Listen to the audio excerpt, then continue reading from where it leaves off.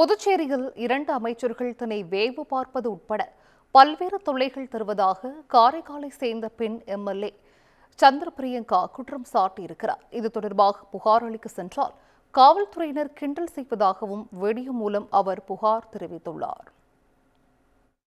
அதாவது வீட்டுக்கு போற வழியில இருந்து நம்மள வேவ் பார்க்கறதுக்கு ஆளுல இருந்து ஒரு ஸ்பை எல்லாம் நம்மள சுத்திட்டே இருக்கும். இந்த மாதிரி ஸ்பை பண்றதுல இருந்து எல்லாமே நம்மளுக்கு தெரியும். என்னோட போனா இருக்கட்டும், அதை நீங்க என்னோட போனோட டீட்டெயில் கலெக்ட் பண்றதுல இருந்து அதெல்லாம் எப்படி நீங்க வாங்குறீங்க, மேபி நீங்க எல்லாம் கவர்மெண்ட்குள்ள இருக்கிறதுனால வாங்குறீங்க, அதெல்லாம் நீங்க வாங்குறது எனக்கு தெரியும். எனக்கு சேஃப்டியான ஒரு இடத்துல நான் இல்லைங்கிறதும் எனக்கு தெரியும்.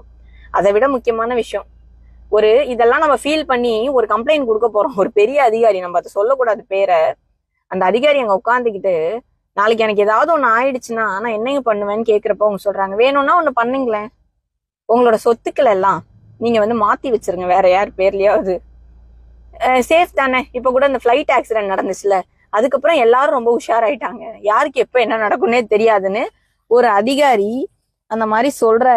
என்ன மாதிரி அவங்க இன்ஃப்ளூயன்ஸ் நீங்க பண்ணியிருந்தா ஒரு அதிகாரி இவ்வளோ ஒரு நக்கல் ஆனது அதையும் கேட்டுக்கிட்டு நான் அப்பதான் யோசிச்சேன், ஒரு காமன் மேனுக்கெல்லாம் என்ன மாதிரி நடக்கும். நம்ம ஒரு எம்எல்ஏவா இருக்கோம், ஒரு எக்ஸ் மினிஸ்டரா இருந்திருக்கோம், ஒரு மினிஸ்டரோட பொண்ணா இருந்திருக்கோம், நமக்கே இவ்வளோ பிரச்சனைனா அப்ப அவங்க எல்லாம் எவ்வளோ மக்கள்லாம் கஷ்டப்படுவாங்க. பொண்ணா சாதிக்க முடியாதுங்கிறது எதுவும் கிடையாது, அது பண்ணணும். அதை விட இப்ப வரைக்கும் உங்க பேரை நான் சொல்லாம இருக்கிறதுக்கு காரணம், நீங்க எவ்வளவு நான் மினிஸ்டரா இருந்தப்போ என்ன டார்ச்சர் பண்ணீங்க, இதெல்லாம் சொல்லாம இருக்கிறதுக்கு ஒரே காரணம் என்னோட சிஎம் மட்டும்தான். என்னோட அப்பா ஸ்தானத்துல இருக்க சிஎம், அவருக்காக மட்டும்தான் நான் யார் பேரையும் சொல்லாம இருக்கேன்.